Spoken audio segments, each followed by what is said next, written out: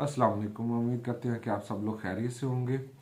आज इलेक्शन का third day है और स्टिल इलेक्शन का जो रिज़ल्ट है वो पूरी तरह शाया नहीं किया गया। लेकिन अभी जो मौजूदा रिज़ल्ट शाया किए गए हैं पंजाब असम्बली के, सिंध, बलूचिस्तान, केपी और सेंटर के, हम आज उन पे ही बात करेंगे। हालांकि वाज़ेह अक्सरियत है सेंटर में पीटीआई को, लेकिन स्टिल उनको हुकूमत नहीं बनाने दी जा रही। उनके इंडिपेंडेंट कैंडिडेट हैं, अभी उनसे बात की जा रही है। लेकिन पहले हम सूबों पे बात करेंगे। पहले पंजाब असम्बली की बात करेंगे। पंजाब असम्बली में नून लीग ने 134 सीटें अभी तक हासिल की हैं, पीपल पार्टी ने 10 सीटें और इंडिपेंडेंट ने 131 सीटें। और कोई भी पार्टी तब हुकूमत पंजाब में बना सकेगी जब टोटल मेंबर 149 होंगे, और नून लीग अभी इनसे आलमोस्ट 14 मेंबर कम है। और इसमें बड़ी बात ये देखने वाली है कि यहाँ पे जो इंडिपेंडेंट जीते हैं, इनमें से 25 इंडिपेंडेंट ऐसे हैं जिनको पीटीआई ने अनाउंस नहीं किया था, वो एज आ इंडिपेंडेंट ही जीते हैं। 25 के अलावा जो 106 हैं वो पीटीआई के मेंबर हैं। अगर नून लीग इनसे इलाहा करती है और ये मेंबर नून लीग में शमूलियत इख्तियार करते हैं तो नून लीग वाज़ेह अक्सरियत से पंजाब असम्बली में अपनी हुकूमत बना लेगी। इसके बाद हम बात करते हैं केपी गवर्नमेंट की। केपी गवर्नमेंट में फेडरल की जितनी 45 सीट्स हैं सारी की आलमोस्ट पीटीआई ने जीती है। लेकिन यहाँ पे सूबाई असम्बली का रिजल्ट अगर देखा जाए तो पीटीआई ने 86 सीट्स जीती हैं और JUIF मौलाना फजल रहमान ने 7 और नून लीग ने 5। यहाँ पे पीटीआई को वाज़ेह अक्सरियत है और पीटीआई यहाँ पे अपनी हुकूमत बनाने जा रही है। अब हम बात करें सिंध असम्बली की। सिंध असम्बली में जिस तरह के हमने देखा है कि फेडरल का रिजल्ट, उसमें पीपल पार्टी ने सारी सीटें जीती हैं और एक बड़े मार्जिन से सारी सीटें जीती। इसी तरह उन्होंने सूबाई के रिजल्ट में भी 86 जीती हैं सूबाई असम्बली की, और काफ़ी एम क्यू एम ने वहाँ पे 27 जीती हैं और इंडिपेंडेंट ने वहाँ पे 14 सीटें जीती हैं। इस तरह पीपल पार्टी को भी वहाँ पे किसी इलाहा की ज़रूरत नहीं है और वो अपनी गवर्नमेंट बनाने जा रही है। अब बात करेंगे हम बलूचिस्तान की। यहाँ बलूचिस्तान में पीपल पार्टी ने जीती है 9 सीटें, नून लीग ने जीती हैं 8 और इंडिपेंडेंट 5। यहाँ पे भी नून लीग और पीपल पार्टी के इतिहाद से ही हुकूमत बनने जा रही है। और ये जरदारी साहब के पास एक एज है कि वो इस पे बेस करते हुए फेडरल में या अपना वज़ीर आज़म लाएं या जो मेजर वजारतें हैं वो हासिल कर सकें। अब हम बात करेंगे सेंट्रल गवर्नमेंट की। अगर सेंट्रल गवर्नमेंट में देखी जाए तो अभी तक रिजल्ट के मुताबिक इंडिपेंडेंट 98 है, नून लीग 72 है, पीपल पार्टी 52 है, एमक्यूएम 17 सीटें जीत चुकी है अभी तक, और अभी 16 सीटों का रिजल्ट आना रहता है।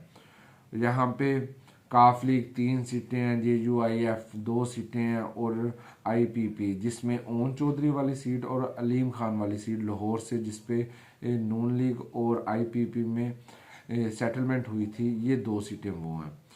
यहाँ पे हुकूमत बनाने के लिए किसी भी पार्टी को 172 मेंबर रिक्वायर्ड हैं।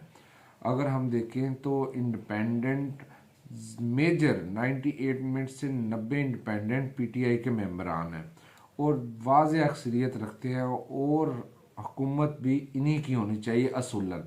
लेकिन पाकिस्तान है और अदारे हैं, जिस तरह इन्होंने इलेक्शन कॉन्टेस्ट करवाया है, जिस तरह इन्होंने मोबाइल फ़ोन के सिग्नल बंद रखे हैं, इन्होंने लोगों को उठाया, इन्होंने नाअहल किया, इन्होंने बल्ले का निशान ले लिया, इसी तरह अब हुकूमत बनाते हुए भी ये 100 तरह के मसले पैदा कर रहे हैं।